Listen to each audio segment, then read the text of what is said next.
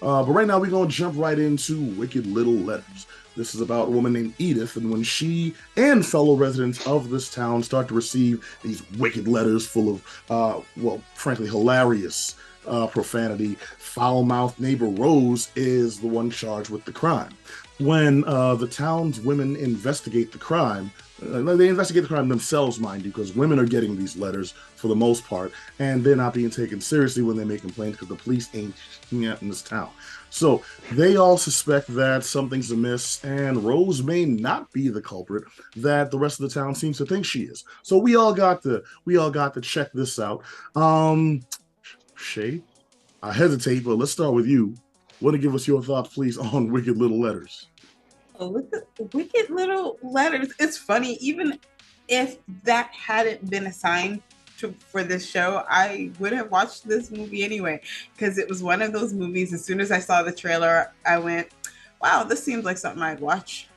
And and you know what? Pleasantly, surprisingly, actually not very surprising, it was. I enjoyed this a lot. This has quite the stacked cast with people like Olivia Colman and Timothy Spall, and like just everybody was just delightful. And watching all these extraordinarily prim and proper characters spew out just the most nonsensical vulgarity, would have been. It's the accent. Would it's the have accent. been. It really is, though. I'm gonna start calling people Foxy Arse from now on. Yeah, I say what the feck, because I got it from a show. I forget the show. It's a show about priests that live in Ireland on an island. I forget the name. I'm gonna find I know it. what show you're talking about. Father something, but like, Father Ted. we're not racist right now, Father Ted. No, we're not racist. Yeah. Yes, I watched it. I watched. I don't know. A friend put me onto it, and I just caught. I love just when the British curse. I don't know what to say about it. It's fun when you get cursed out properly. You don't know what to do. You sit there and you just curse me out, but in the most cleanest, proper way ever. I feel disrespected, but thank you, I guess. Like, I will say, I do. It's like they're bringing you around. They're bringing you around to their side. It's like, well, I'll tell you. Well, I mean, then again, you say it with such an educated tone. Maybe my mother is. I'll have to think on. Let me ruminate on the origins of my aroma. Thank you. I mean, this movie was definitely fun, interesting, and I really like how it's essentially a look on how we treat each other and how we let our preconceived notions of people affect the way we treat them. Yo, the last thing I expected is to walk into this movie about people getting letters talking about their moms, their lineage, their families, their daily habits, their hygiene, and walk out with a strong message about acceptance, tolerance, and coping with trauma. Yeah, and sometimes you just need to curse a bloke out. Yeah. Sometimes you just need to tell your daddy to sit down and eat his cereal. That's my preferred. Yeah. Actually, wait. And pick the context in which you do, because that can go a few different ways. Sometimes you just gotta, find a notebook and write in it. No. Send it out to anybody. Yeah, Abby, I think think private thoughts. Yeah, Abby, you took the wrong message from this. It sounds like we're gonna have to have a talk after the show. Abby, we all go get emails from Abby later on. So they were basically Twittering people before you could Twitter people, except they were sending you the message directly. They were sending foul shots. This concept is not a new concept. Even better that this is based on a true story. Yeah. Yeah. I read people about just be talking mess about other people all the time. I'm a little mad it didn't say how much is based on true story, because I want to find out, like, is there records of these letters? I kind of want to check them out after reading the ones that were posted in this. Essentially, Rose gets blamed. Rose is the neighbor of this woman, Edith. Edith is very uptight, very proper, and also you can tell, like, the properness has been beaten into her by maybe not physically, but possibly physically. It's ambiguous, but by a very religious household and a very overbearing father. And letters just start showing up at her door with all this foul stuff. And naturally, her dad and other folks in the town blame her neighbor, who moves in, is a little abrasive and little. Yeah. well, not intentionally, like, you know, being an a-hole to people. This is just how she is. But everyone else is like really prim and proper and polite and stuff. So naturally, someone who's gonna come in and, oh, my bad, I didn't, you know, take my thing from your parking space. You know what I'm saying? But you got that right. Is gonna seem like I left in your parking space, you know. Right. It's that much more like exacerbated in that society. But basically, the neighbor that swears has to be the one that left these letters in everyone's mailbox with all these swears, right? Well, So also Rose there's gets blamed and prosecuted for it. Also, there's the other low-key thing of her, one, being a single mom, and two, being Irish, which, I mean... Yeah, Yeah. a lot of the England did not stuff... like Ireland. They Yeah. did, yeah. They're they did known not. to drink and swear and fight. Well, that's what they say. I've never seen so that. they The said. views of Mike do not necessarily represent the rest of them. I mean, not for nothing, the English used to call the Irish inside out black people. So, I mean, mad respect for the Irish. Yeah.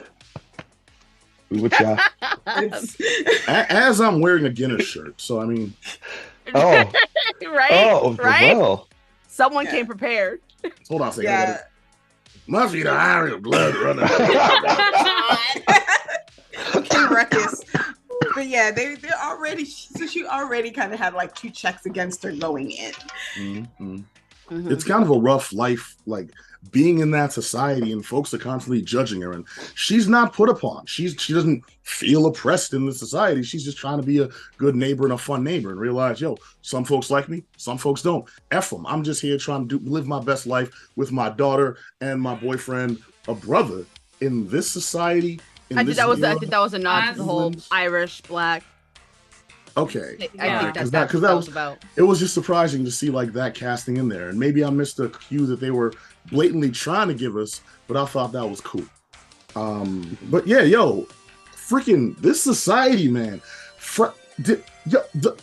Okay, normally cops are bad, but in this, I've never seen them be like portrayed bad while being so proper. Like I know it's an Yeah. English thing, but they're like following proper procedure. And no, we have a female officer, we have a woman officer. She's and yes, we give her a certain degree of freedom in the investigation before she gets the coffee in the morning. You know, it's like this did a great job of depicting the complete a-holeness of the cultural norms in this time period. You know, I was genuinely impressed with how much. Apparent. Yeah, I know it's a plot Very. point too, but like it's a well presented one. Because I was just there, like, yo, I hope you shoot them all of them. I don't have guns. Okay, Plan B. All She right. isn't even allowed handcuffs. Oh my How is God. she gonna lead a revolution? Well, I mean, yo, Yeah. this Also- doesn't take place to lock in the armory. I'm just putting it out there. This is So like yo. that one not follow any of scene- my advice, by the way. No, I'm just like totally disregarding Pat. Anyways, No, that's what happens when the police, you know, they find you proper enough, or I guess respected enough. They just blatantly don't find you guilty for anything. They let you slide. They know it's you. I feel like that was a common theme throughout the whole thing. Like everybody knows who it is, but we're gonna let it slide. They couldn't have done I it. don't think it was really a matter of letting it slide. I think, you know, and someone who went to, you know, school, who thought they were going to be a lawyer, and actually at one point wanted to be a detective also at one point in her life, you know. Word? Yeah. Mm-hmm. Detective Panda? Well, I mean, I wouldn't have, that's not what my surname is, but I that's- had thought about it for a considerable time. But, you know, when you're doing investigations like that, like, you know, and I think the practice has clearly weirdly depreciated over time. We've kind of fallen into using certain things way over our initial gut. Like we don't hone our instincts anymore, you know. And the thing is, you know, the female police officer in this had great detective skills, had great instinct. But you know, when you sit in a boys' club, they had been like, hold on. And I mean, granted, it seemed like the police chief guy clearly understood some stuff, and he's, you know, I don't know why he didn't just take her side, but like, look, I get it, like, you're right, but we have to catch her. Because, you know, I think around that time, like, penmanship would not have been admissible in courts because most girls with a high pedigree did penmanship. So that would have been kind of hard to really in the pin. In the real story, it actually was used. In the actual real thing, they actually used her penmanship against her. I'm glad. But and it's still sometimes, because I mean now we have duress. So like, yeah, she might have wrote it, but was there a gun to her head? So like there's been this evolution obviously over time. But I really appreciate that he wasn't necessarily like, you're wrong. He was just like, I had a method. My method is not your method. And instead of just saying, hey, I have a method, give me a minute, in like proper British, lexicon, give me a minute to drink my tea and we'll ruminate over this. But like, it shows that lack of communication. Like this whole story is centered around expression, repression, and what happens when those two things sit together too long, not doing anything about either of them. You get someone who clearly has a lot to say, doesn't know how to say it, finds a place that she can say it and be powerful, and then all heck breaks loose. And the fact that as things start to snowball and become worse and worse and worse, like the whole time we can see that they clearly know they are in the wrong. But the attraction to the bad and just seeing it all happen was like its own addictive drug to the perpetrator the whole time. I mean, we kind of see the same thing in Bridgerton with the letters with that. Now, granted, those didn't have, that. While they had colorful language in this, and it was coy, not right. In Bridgerton, it was far more, it's a slow simmer. Where in this, it's like, nah, your mom drinks cats. Just like, and some of the things, if you actually look at some of these letters, like the things that they are writing, like they're more odd in some cases than insulting. Like some of them were definitely clearly insulting, like, but I love my friends. This sounds like something I would say to them. Yeah. Like, never really fake, 100%. like fake fighting. Be like, this is what I would say to them. Like they would know that I would like laugh not so serious. It just felt like this person who falls down this rabbit hole of mischievousness, which for her was, it was just a game that blew up into this. Oh no, I need this more. Like the drive and the need, like that is a very id response, and I mean, this is like a kid finding a dictionary that has all the swear words like highlighted, and she just wanted to use them. And she's like, and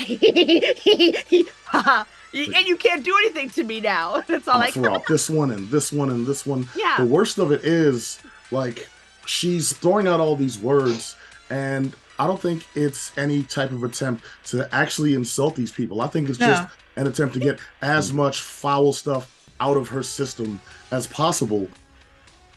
You old steaming bag of wet, leaking. Your is bigger than the moon, and your cat wants a good burning too, I reckon. You stupid big stinker. I was kind of like that as a kid. The first time I learned like swear words, it's like, all right, which ones can I say, and which ones can I subtly slide in without getting in too much trouble? Like I'm gonna push that boundary. Not that that's what she's doing. She knows that she's way over the boundary. She just busts them out. She was. She absolutely is. Yeah. And I mean, there were a couple of times in this, and I mean, I love Olivia Colman. Like I love her in most things that she's in, and you could just. I felt like she was having the most. Like I feel this cast had a lot of fun doing this movie. Like from beginning to end, there's not one person who felt like, oh, this is just a paycheck to me. Because there's too many shenanigans. Like even the beeline of women from the Christian whist club, like, which I'm surprised that all of them got in. Like, well, to be fair, when you live in a Christian majority community, those kind of clubs you don't really go. Just like you don't really go to church because you care, you go because it's expected, and to be part of that, and there are people there, so like if you really want to talk to people, this would be the place to go. It's the social spot more than It's like to be part of the community, you have to participate in these church sanctioned functions. Otherwise, anyone trying to play bid whist. Right. Otherwise, you're just kind of pushed to the fringes, and you have like no community. But I mean, you gotta go for information. I loved her all the ladies at her table, because I'm like, all these people that this main antagonist, or I'm just gonna call her, I don't even know if I know she's the antagonist, of the movie, but like, you kind of feel for them. Like, I get it now. Like, I don't, it's like, you don't go that far, but like, I get it. Everybody needs an outlet. I can't say nothing. I had a live journal where I was spilling all my friend shit because everyone would just tell me their business. And after a while, I'm like, I did that. You're supposed to keep that in the vault. You're supposed to keep that in the vault. I had it in my live journal. You had to have a password to go to it. And then somebody got the password from someone who got mad at me one day. And then it was this big old mess. And I'm like, look, I wrote it. Like, it's timestamped. It's me. Like, I wasn't running from it. I'm like, yeah, I wrote it. And yeah, I'm doubling and tripling down. I literally saw you making out at the Burger King parking lot. Like, I saw you. This is why all my friends were scared of me when I was a teenager. Mm-hmm. I knew everybody's business. I was like the nuclear option. I'm just like, if you're that person though, why are you compelled to just like be immediately against everybody? Like, you have to wake up and choose violence. All right, in rare cases there's violence choosing you. You just said though you had a live journal, which means you chose to put all this stuff out there. Oh yeah, I sure as hell did. I did that. Well, why? Who hurt you? So I mean, I'm gonna be real, okay? Like, and in most cases, like, if people literally came to me and said like, this is in confidence, like, don't say nothing, okay, locked, fine. But most of these people, like, because I ran several clubs in my college, they're just like, I'm really mad at this person from the computer club. I'm like, I'm not the president of the computer club. Go talk to them. And, like, they would repeat the same things to me every day for months on end. And I'm like, so you still have this problem that you are choosing not to resolve, but you feel like you could just dump it on. So it was trauma dumping before, like, we actually had a word for it. And I'm like, I'm real sick of Bob coming to me 3 times a week with the exact same problem. So he won't let me fix it. He certainly isn't going to fix it. I'm going to lose my mind. I'm going to put this over here. And then as soon as I did, I just stopped engaging with it. And then, like I said, somebody got a hold of my password that shouldn't have gotten it, and like was like, hey, here's all this shit. And I mean, granted, a lot of friendships ended, a lot of relationships happened, and then subsequently didn't happen. Because everyone would just come to the woman who looked like the mom at college, because unfortunately I do have a mom appearance, or mammy in some people's cases. Let's not go into that. But they would all funnel it here. So this character who is clearly repressed and does not feel they have an outlet, like, I understood this. Now, granted, I've never used Foxy apps. And I was not insulting. Be real. You are from now on, aren't you?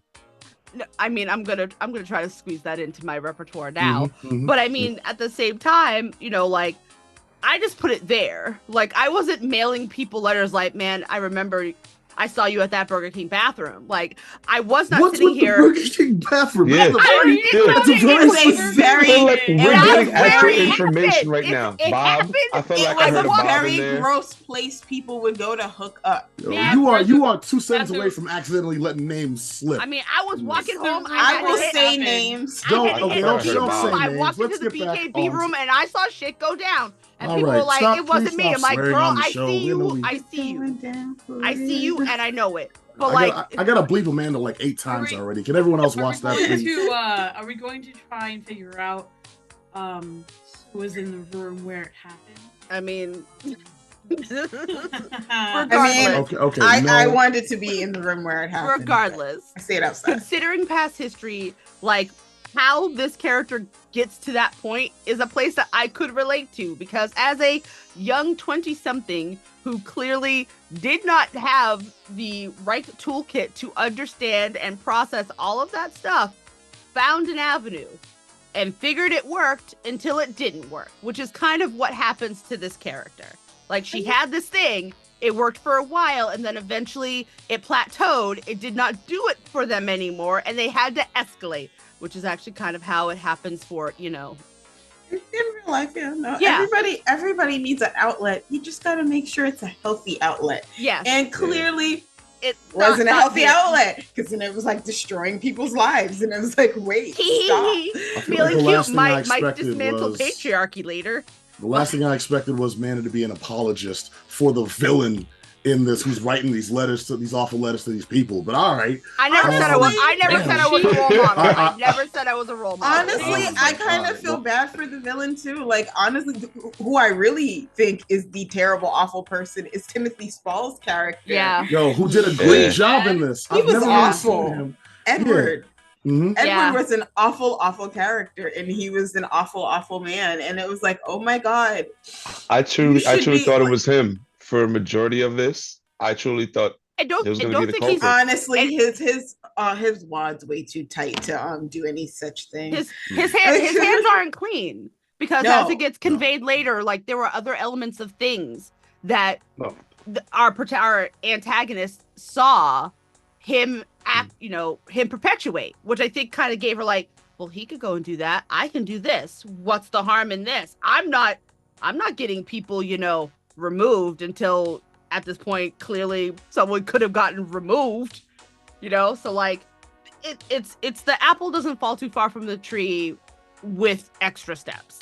So I mean, like I said, there are elements to her that yes, I can sympathize with, but like, are they in the wrong? Absolutely. Yeah. Like, I did not walk away from this going, oh, they could have just let her. No, you cannot let something like that continue, because you can never give this person a pen ever again. Yeah. Though, man, those G's though.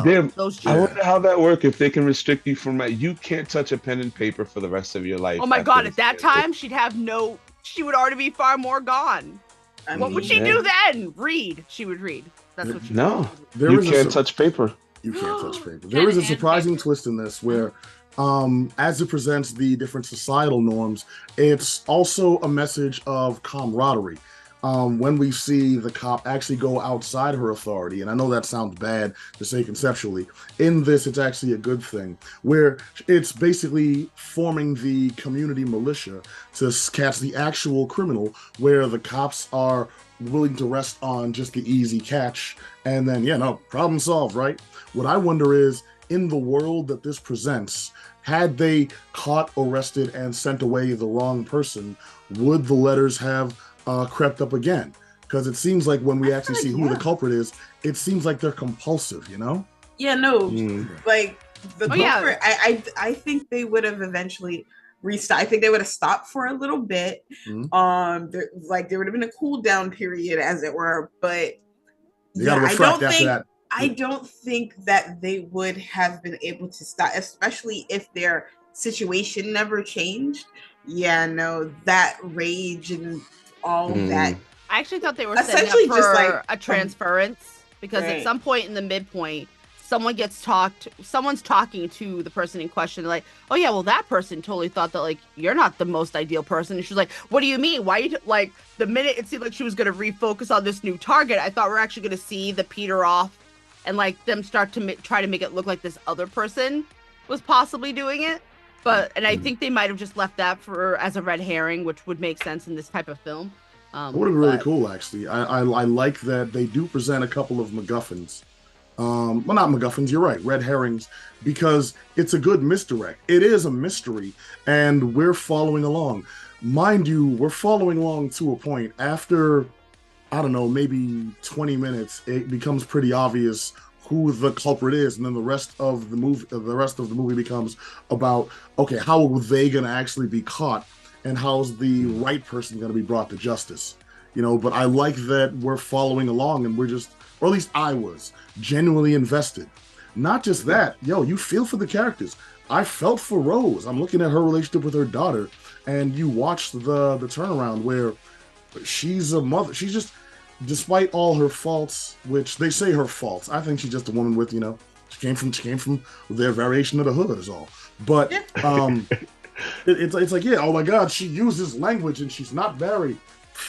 How many? No. Oh no, she's a woman with thoughts. Yeah. Oh no, Yeah, and she has sex. That's also terrible. She's a woman Shit, who Oh has my sex. God. say that. she swears. She had the God, guys. sense. Oh So man. it's just like all the stuff that they present in the society. Oh my God, the ultimate sins. No, she's a regular person, and we get to see her actually be a loving mother, a caring partner, someone who actually wants to belong to this society. But when the society rejects her, she's got enough self confidence to say, "Okay, well, I don't need you anyways. I'm just gonna live my best life for my child." And make sure she has more opportunities than I did, and hopefully better social opportunities as well. And I'm like, okay, we see this is just a regular person. While they're trying to paint her as this horrible villain, and I felt that. I like that this film presents that actual emotion. You develop that tie with the characters, and I'm just gonna say, this is a thumbs up for me. It was a good watch. It's a compelling story. It's at times funny as hell. I'm laughing out loud at the ridiculousness and sometimes at the horribleness. And I don't know if that was a good thing or a bad thing, because I generally felt dirty laughing at some of the dad's comments. I'm like, yo, this dude said that. Like, oh, this dude said that. Ooh. You know? But yeah, no, it's a thumbs up for me. I had a good time. I'd recommend this. This is definitely getting a thumbs up for me. I didn't expect to enjoy this as much as I did. I didn't expect to have so much anger towards the culprit of the letters. Once I figured out who they were, I was like, oh, you need to go under the jail. I said some of the words that the culprit said right back to the culprit. And then as the movie went along, I was like, all right, I kind of see why you're like this. Whatever. This was great. I enjoyed it from front to end.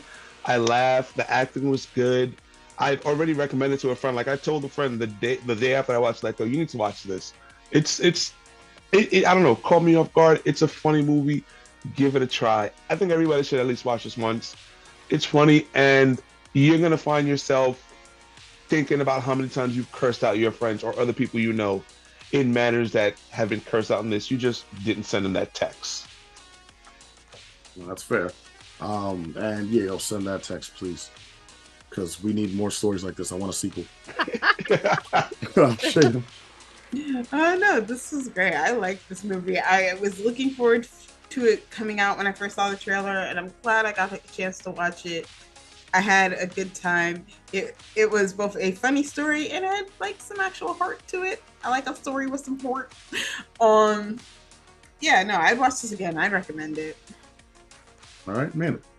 So this is gonna get a thumbs up for me, just because I think they had great casting. I think the writing was strong. The comedic timing was also really noteworthy here. Like I really liked all the subtle elements of comedy in here, and I just kind of mean that in a conversational sense, because I mean it wasn't slapsticky in necessarily, but like they set it up so that it could have been, which I appreciate that they think that far out. Like they had the range for it if they wanted to go there, and they showed us that they had that, but they didn't have to lean on it. So I mean, if you happen to like stories of people saying stuff and see what happens when they lob those word grenades, this is a good example of that. so have fun with that. Like it's a fun film. It's fun. I think people will find something about it to laugh about. I concur.